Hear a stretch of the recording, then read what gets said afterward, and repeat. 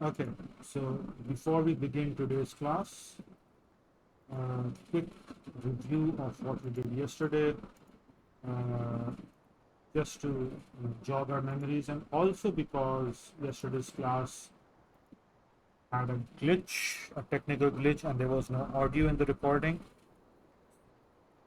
There's a lot of writing on the board and no explanation to go with it.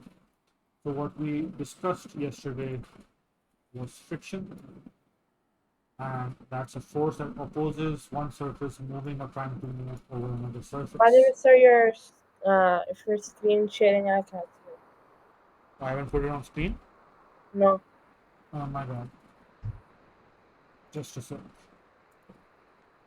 Just put up my whiteboard and started talking. Can you see that? Yeah. Okay. So friction is a force that opposes one surface moving or trying to move over another surface.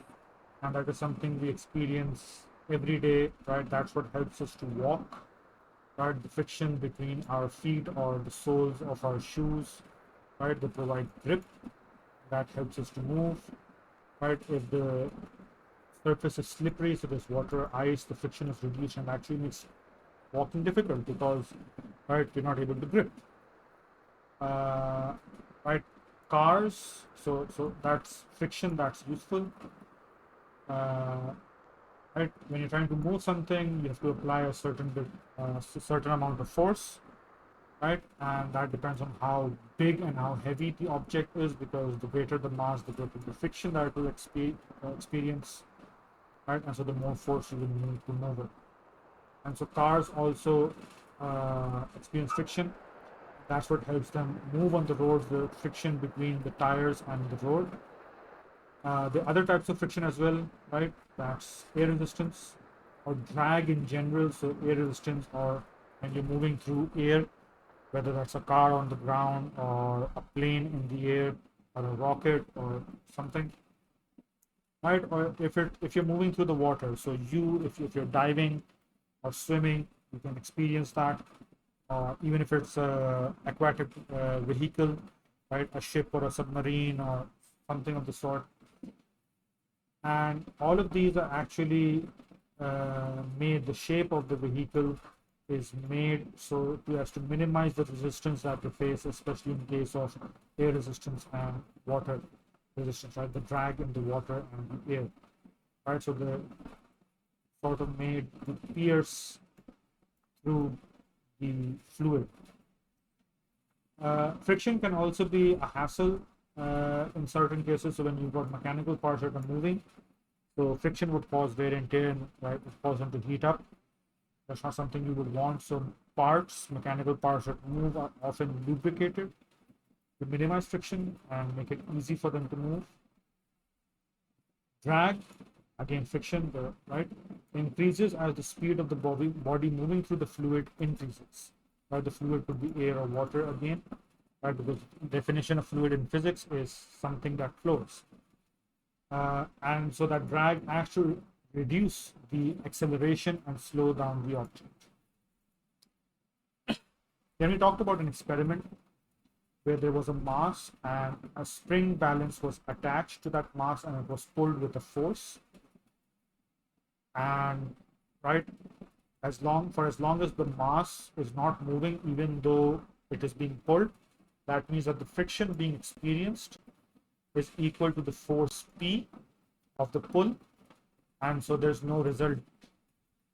As soon as P becomes greater than friction, that means friction is at its maximum for a particular mass and the object begins to move. So the maximum value of friction is called either the starting or the static friction. So when the block starts to move at a steady speed, what we notice is that the force required to keep it moving, which is P2, is actually lesser than what was required to get it to start moving, which is P1. Now, the force required to keep it moving is called sliding or dynamic friction. And so what we learn from this is that the dynamic friction is less than the starting friction, and therefore the force required to keep an object moving is less than to get it to start moving. Also, relationship between mass and friction, the greater the mass of the object, the greater the friction it will experience. Then we talked about, right, when work is done against friction, kinetic energy is transferred to thermal energy. So we talked about parts, moving parts heating up. Solid friction is the force between two surfaces that may impede motion, produce heating. So when you're rubbing your hands together or you're rubbing any two objects together, they start feeling warmer and warmer, and they might actually become hot depending on, right, how much friction there is between them. And so that is solid friction. Then we talked about driving and car safety. That's for O level. And that's basically when the driver wants to bring the car to a stop, to rest.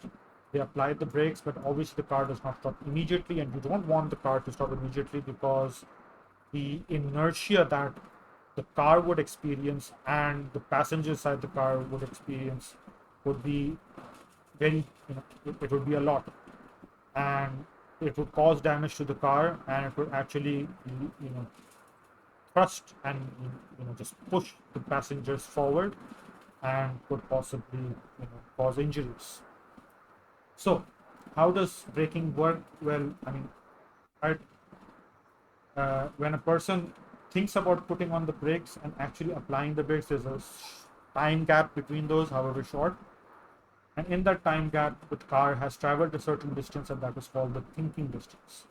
Then between applying the brakes and the car actually coming to a stop, because you're not standing on the brakes, it's not emergency situation, again you don't want that to happen. So right, you apply the brakes gently, and so the car would travel a certain distance before coming to a stop, and that is the braking distance, because speed is distance over time. So time is, right, sorry, distance is speed multiplied by time. Right, so how far the car travels is whatever its speed was multiplied by the time, right, it took for it to come to a stop, or it took for you to think about applying the brakes and actually applying them.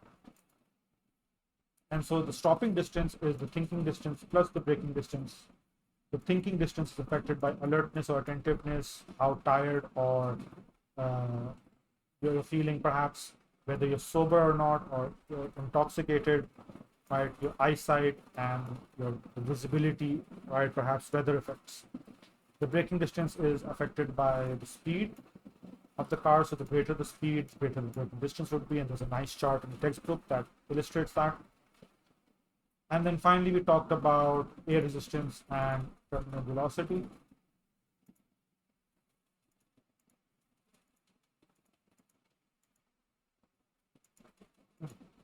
Seems an extra page over there. Anyway, so well, actually, that's the second last thing we talked about. So air resistance and terminal velocity. When an object is falling from a height, it moves towards the ground and it speeds up because it's accelerating, and that is called acceleration under gravity or under free fall, which is 9.8 meter per second square, or rounded off to 10 meter per second square. And it is because the mass of the object is being pulled by the Earth's gravitational force. So gravity is acting on the object. Force is mass times acceleration. Right, in this case, acceleration is the acceleration due to gravity, so that's g. As the object is moving through the air towards the Earth, it's also experiencing air resistance, right? And the more it's speeding up, the greater the air resistance value becomes, right? Up, and the more the air resistance is, right, the lesser the acceleration is. Again, it's not deceleration; it's not coming to a stop, right? It is, the speed is increasing, but the incremental increases, changes in speed are less and less, and so there's lesser acceleration, something that we talked about earlier. And finally, air resistance becomes equal to acceleration, and so therefore the body is no longer accelerating, it moves at a constant speed, a constant velocity actually, because it has both magnitude and direction, and that is what's called terminal velocity.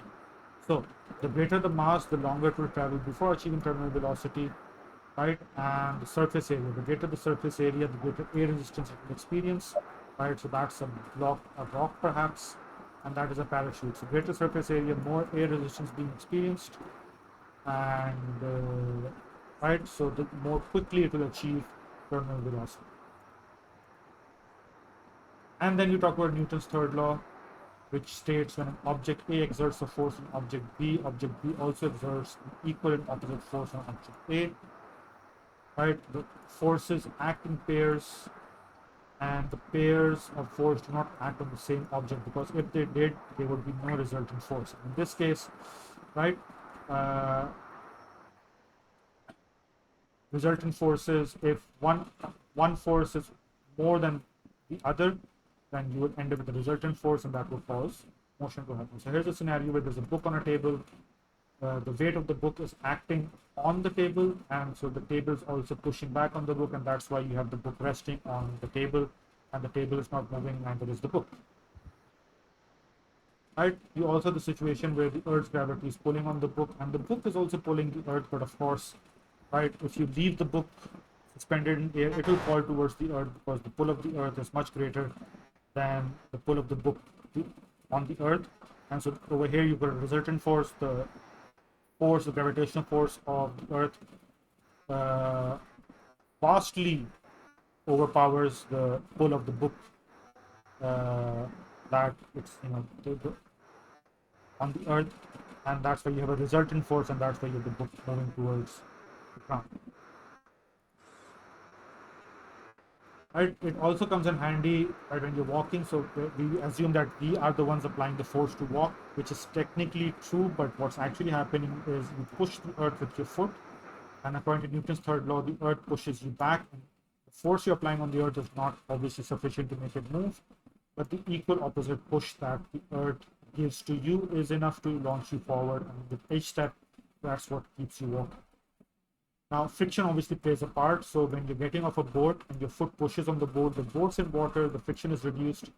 The boat also pushes you, and you are launched forward. So you're moving from the boat to the land, but there's lesser force because there's lesser friction. The boat actually moves backwards, if you have ever experienced this. And so you tend to stumble when you're disembarking a boat. And that is a review as quickly and completely as I possibly could, making up for yesterday's debacle. Now, let's get into today's topic, which is circular motion.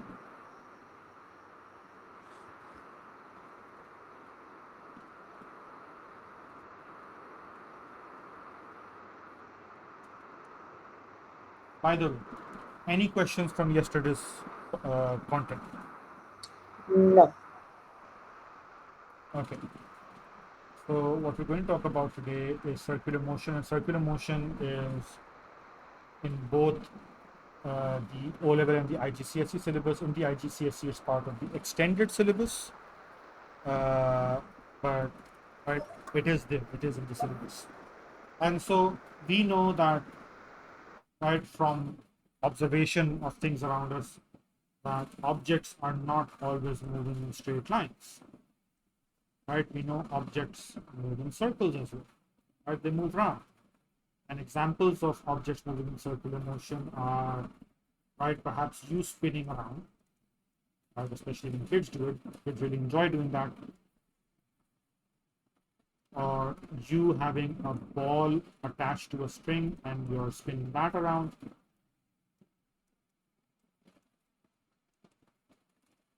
Right? If a car is going moving round a roundabout, A car's tire. are moving, right, in circular motion, perhaps around a roundabout. You've also got something like the Ferris wheel, or the other rides at amusement parks, fun fairs, right? You've got your washing machine, right? So that goes the tub in the, or the drum inside the washing machine, or the dryer, that goes round.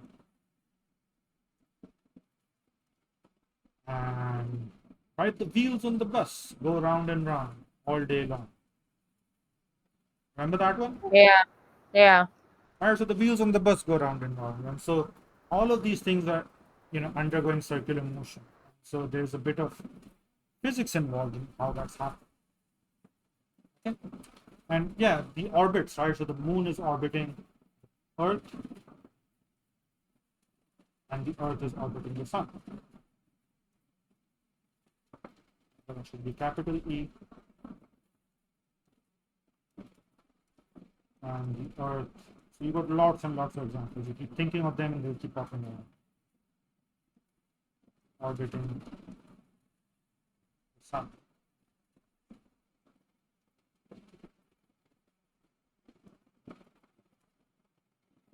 Now the thing is, why is that happening? Okay, so it's happening, right, because when object is moving in a circular path, and to keep it moving in a circular path, we need a force, put that down, to keep an object moving in a circular path. A force acts, right? It requires a force, that acts towards the center of the circle, right, or the circular path.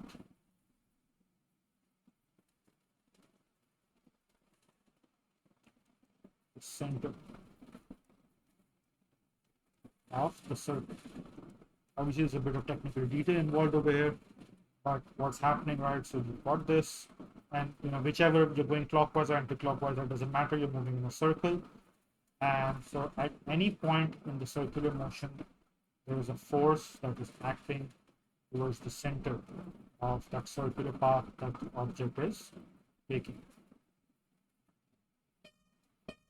That's not very much to the center, something like that. So at any point, right, you've got point A, B, C, wherever the object is, right, there's a force that is acting towards the center of the circular path, and that force is very important to keep, right, the object moving. Basically, it pulls you towards that center. Uh, it's not pulling you per se. It's not like it's going to drag you to the center, right? Uh, I'll explain. Right? So the explanation is obviously included as part of the lesson. So, right, that force is called the centripetal force. And basically, for now, that force is important for the circular motion. Yes. Right, and centripetal means center loving force, or center seeking force, more appropriate. Yeah.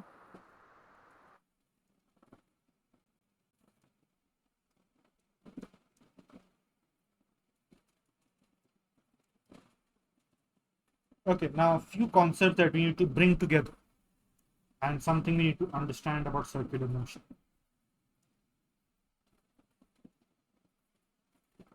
If we recall Newton's first law, let me just quickly go back to that. So Newton's first law says that an object at rest an object stays at rest or continues to move in a straight line at constant speed unless acted on by a resultant force. Right? And then a resultant force is one that may change the velocity of an object by changing its direction or of motion or its speed. Remember that? Yeah. And so what's happening in circular motion, again, you're going around, And there's a constant speed. right? And so even if the object is moving at constant speed,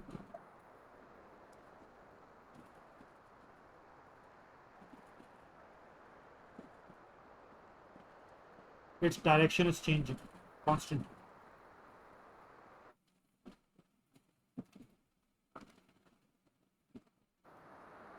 So it's a vector.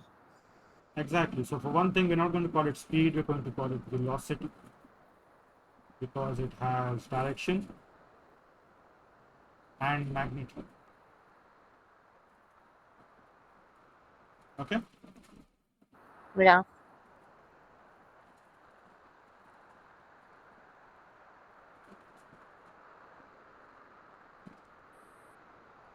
And going back to Newton's first law, an object continues to be in motion when acted upon by an unbalanced by a resultant force.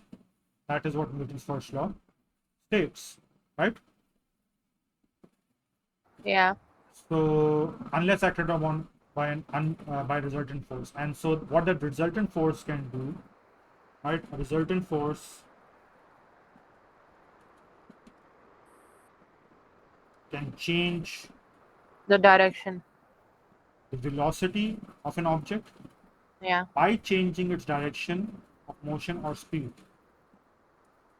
Can change velocity by changing either one of these. So either change the direction or the magnitude. Now let's say it is moving right at constant speed. It is moving at constant speed. So the magnitude remains the same. Okay. Yeah. But what is happening is that the direction is constantly changing. And that means the velocity is constantly changing. Okay. Are you following along? So the magnitude is same though, right? Yes, the magnitude is the same. But the resultant force is there is a force, right? That or we can look at this way. Okay, fine. So it's moving at constant speed, but is the direction constantly changing? Yes, it is. And so according to Newton's first law, that means that there is a resultant force that's acting on it. Yeah. So we know a force is involved, and we already introduced that force as the centripetal force Yeah. that acts towards the center of the circular path. Yeah. Right? So we've come to that understanding based, collecting everything we've learned so far. So talking about velocity being a vector, so direction, magnitude, and direction changes because of certain forces acting on it. So this circular motion goes against the first law of Newton, right? No, nothing's going against the first law. The first law is actually helping us explain what's happening. Okay. Since in the first law it's going on a straight line. Here it's not going on a straight line. Yes, and so right, there's more application of the first law here. Yeah. Okay. Okay, so let me recap. You've got an object moving at constant speed, but the direction is continuously changing, or it is moving in a circular path. Yeah. Right? Velocity is direction and magnitude. Right? Yeah. So how fast it's going and which direction it's going in. Right? Yeah. So, right, and according to Newton's first law, a resultant force can change the velocity by either changing its speed or the direction of motion. We But know, here the direction is changing. yes, we know the direction is changing. That means there is a resultant force that is acting on this object. Yeah. Right? And because the direction is changing, even though how fast it's going is the same, but the direction of its movement is changing, that means the velocity is also Changing. changing. And because the velocity is constantly changing, that means an object is accelerating. Remember our lessons on motion? Yeah. Acceleration is the rate of change of velocity. Yeah. Yeah. Yeah. Okay. We never said that changing velocity means that going faster or slower. It can also be direction. Now, in our lessons on motion, and we don't have a recording for that yet, but still, right? We did talk about the magnitude of the velocity changing, so how fast or slow it was going. We never talked about the change of direction in that case, but over here we are looking into that aspect as well. Okay, so Yeah. because the velocity is constantly changing, that means the object is accelerating throughout its circular motion because, right, acceleration is the rate of change of velocity. Okay, Okay. so an object in circular motion is accelerating, right? It is being acted upon by resultant force, right, which is causing it to accelerate, and it's also keeping it in circular motion.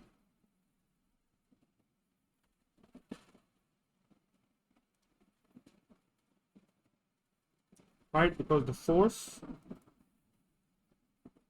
is acting towards the center of the circular path.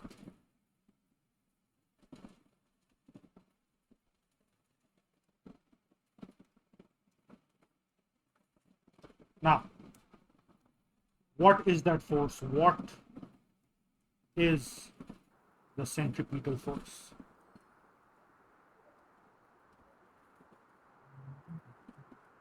So, any ideas? Uh, no. Well, of I course. mean, Yeah. just the fact that it like keeps the motion circular, Hmm. So, and yeah. I'm still does that still have that question why I still have the question where it says that if that force like does it attract towards the center of that motion? The direction of the force is towards the center. It's not attracting the object towards the center. Okay. Okay. Okay. Yeah. Just a minute. Okay, so for clarity, I did just quickly look it up, and I have this. I mean, it is the explanation is beyond the syllabus, but Mhm. the centripetal force is pulling the object towards the center of the circular path to maintain the curved movement. I won't go into any further detail. Okay. Okay. So I was correct. Well, yeah. Okay.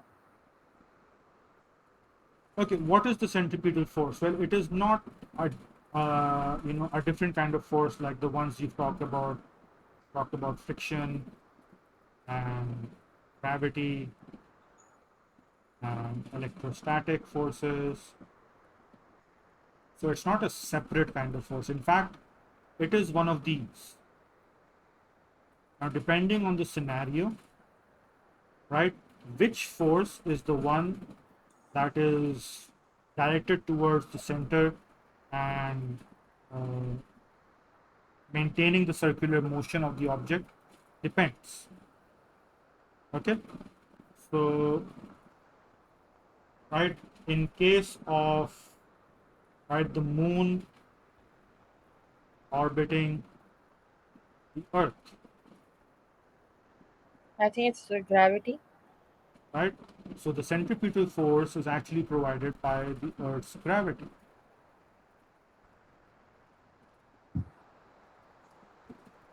Okay, so the earth's pull on the moon and the distance between the moon and the earth obviously and the speed at which the moon is moving, right, helps keep it in circular motion.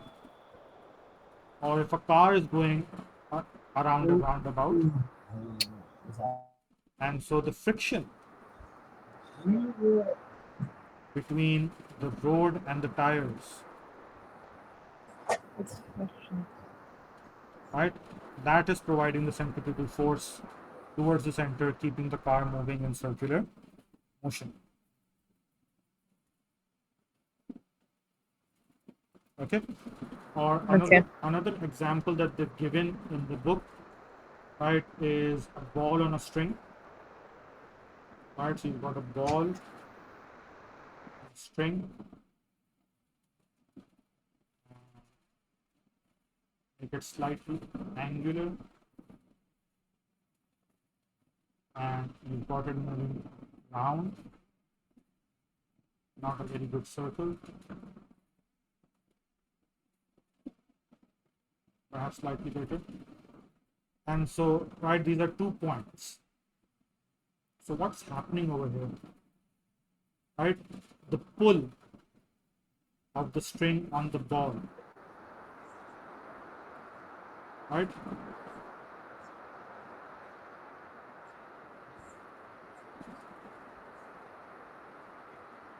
Is what is providing the centripetal force. So what the centripetal force is depends on the scenario.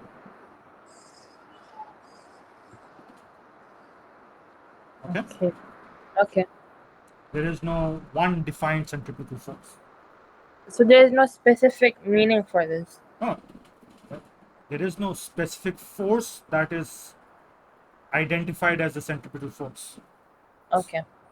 Right? There's no one type of force that does this.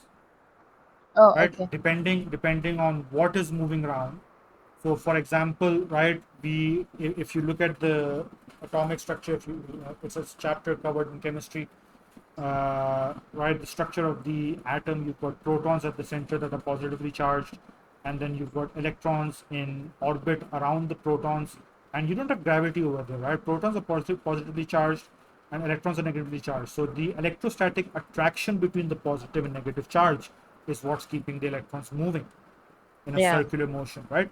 So I Yeah. mentioned electrostatic back there, Yeah. We did. right? And so that's electrons Okay. in an atom around the nucleus, which has protons, right? Which are positive.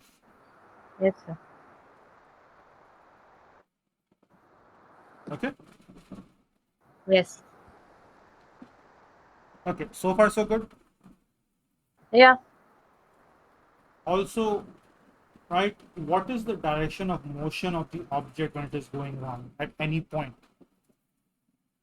Now, if you've ever, you know, moved something around in a circular path and let go of it, what happens? Does it continue to move in a circular path or does it just fling off in one direction? It slows down its speed, right, in that circular motion. Even if you stop, even if you stop moving it, it continues to move in a circular path. Yeah, I hope so. I mean, you've never tried it, you've never done that. Any No. actual? Okay. So what happens is I think it flings off, right? it does, right? We have shapes over here.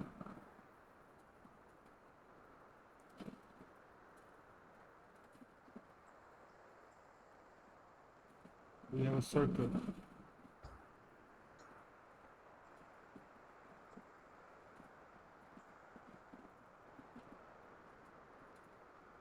How does this work?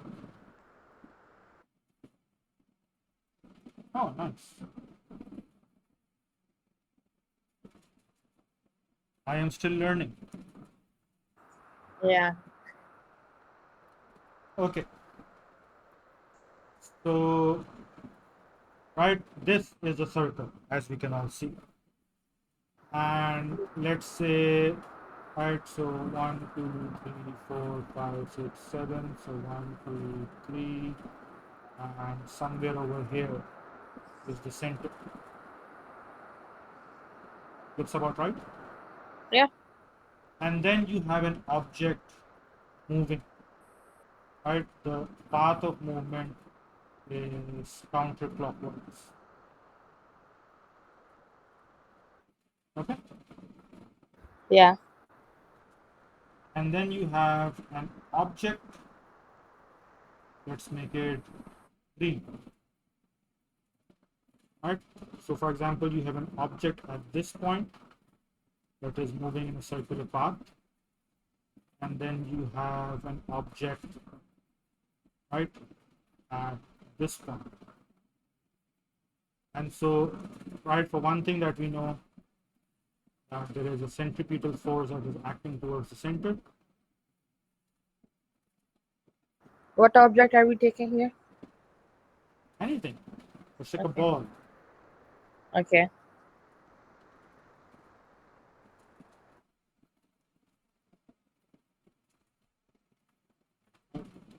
Let's make this nice. We have a ball. Okay, and the centripetal force is acting towards the center. We've talked about it. Okay, Yeah. what is the direction of motion of the ball at these 2 points? Right, So, yeah. it is a tangent to the circular path at that point. So, right, if I try and draw that here at this point, right, that would be the direction of motion.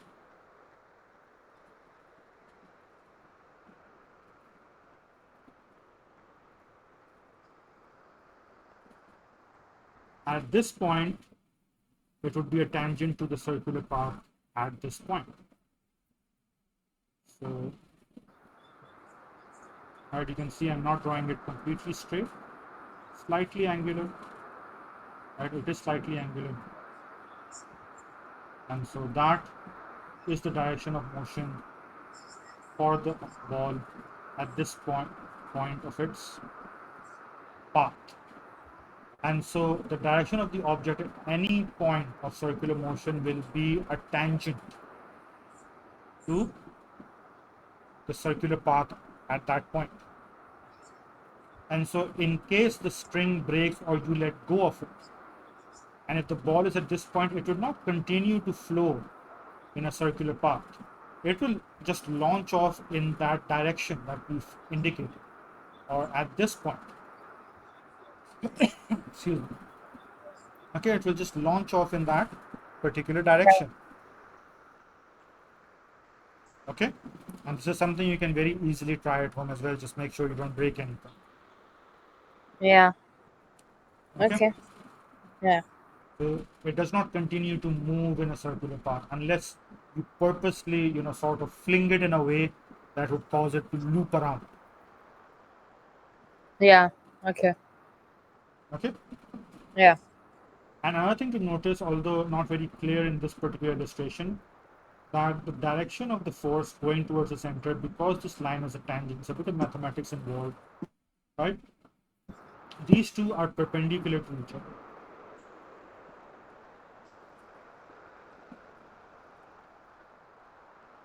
It's creating a 90-degree angle. And that's what perpendicular means, Yeah. Yeah. right? So the direction of the force and the direction of movement are always perpendicular to each other.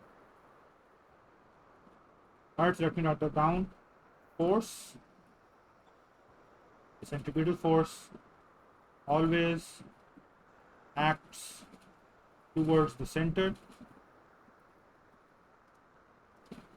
The direction of motion, right, is tangent to the point where the object is in the circular path.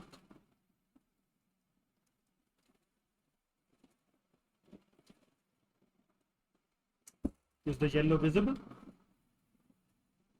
Yes. Okay. And the force acts perpendicularly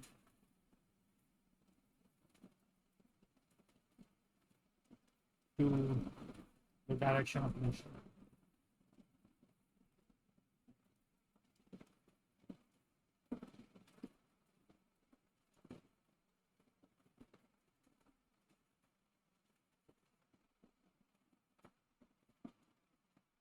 Okay. Okay. Got it. Now, we still have a few minutes on to wrap this chapter. I don't want to leave it hanging. And so, what are the factors that affect circular motion?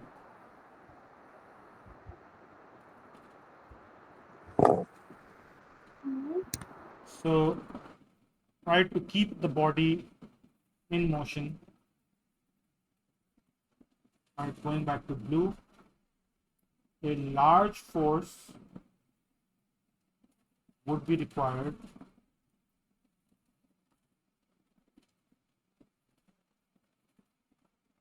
when either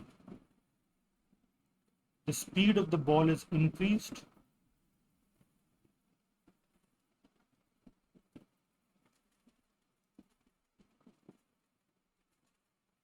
with the mass and acceleration constant. Sorry, not mass and acceleration, mass and radius.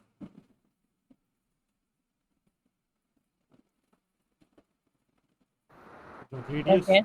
the radius of the circle of motion.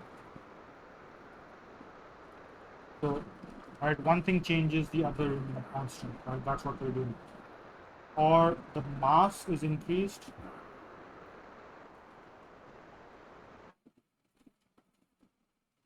right with the speed and radius constant.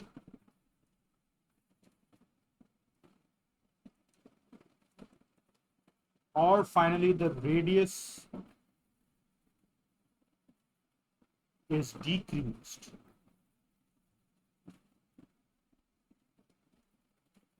with the speed and mass constant. And why is it decreased for radius? Because there's a formula for centripetal, for circular motion, for centripetal force, which is not part of your syllabus. And suffice it to say, radius comes in the denominator for that, right? So whatever that is, and so basically there's an inversely proportional relationship between centripetal force and the radius of circular motion, right? So the lesser the radius, the more the centripetal force will be. Again, knowing that particular detail is beyond your syllabus, all you need to know, if the radius decreases, the force required to keep it in circular motion will increase. Okay. Now, with that, they talk about satellites, right? So again, as I said, I want to get this done with, and satellites are a part of your IGCSE syllabus, extended syllabus. It is not. It is mentioned in the book for O level, but it's going further, so it's not part of the syllabus. And so I want to mention this. And so there are different kinds of satellites, right? As you mentioned, right, something that's, so we know a satellite orbits the Earth,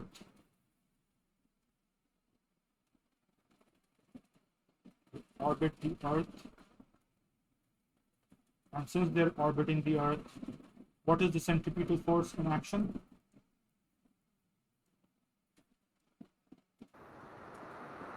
Gravity. Okay. Okay, and so, right, how much of that, how much force is required depends on the mass of the object,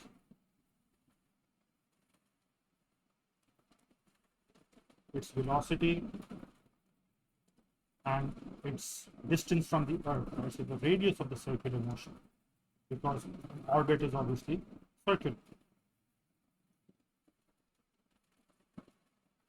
Right, and so a satellite need to be put into orbit, it needs to be a certain height above the Earth, and it needs to have the correct speed to achieve an orbit, otherwise it won't work. Okay, Okay. Okay. so what they mention are, right, some forms of satellites. One is the communication satellite. In fact, right, there's not technical detail involved over here, so I'll just take you to the book quickly. We can take a look at it and be done with this. So let me just put that on screen.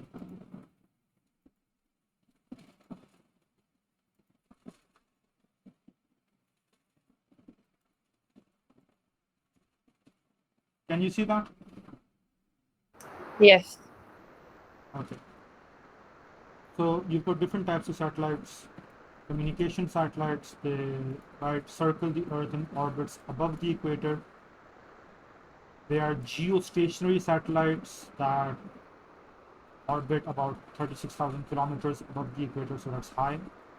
and they have the same speed as the Earth rotates, right? So one orbit for the satellite is 24 hours, just like, you know, the rotation of the Earth, right? So the Earth rotates around its axis in 24 hours. And so it's called geostationary and geosynchronous because it's synchronized with the rotation of the Earth around its axis. Okay. Okay, and so the orbital period, which basically means how long it takes for the satellite to move around the Earth, is 24 hours, just like Earth's rotation itself. Right, and they are used for transmitting television, intercontinental telephone, and data signal. Right, they need to be well separated because so that they don't interfere. So there's only room for about 400, as they mentioned. Then you've got, you know, equatorial orbit satellites, lower equatorial orbit satellites, which are used for mobile phone networks. And they are slowed by the Earth's atmosphere, and their orbit has to be regular, adjusted by firing a rocket engine. And eventually they run out of fuel and burn up in the atmosphere as they fall towards the Earth. As you can see, there's no technical detail given over here, just information, and that is why I've taken you to text. Okay. Then they're monitoring satellites, right? These circle the Earth rapidly in low orbits between the poles, right? So the polar orbits.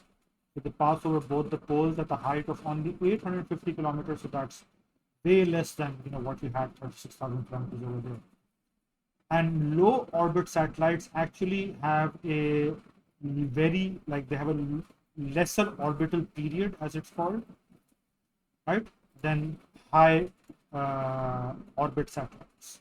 So this is obviously a low polar orbit satellite, and its orbital period is only 100 minutes. So in 100 minutes, it's gone around the Earth.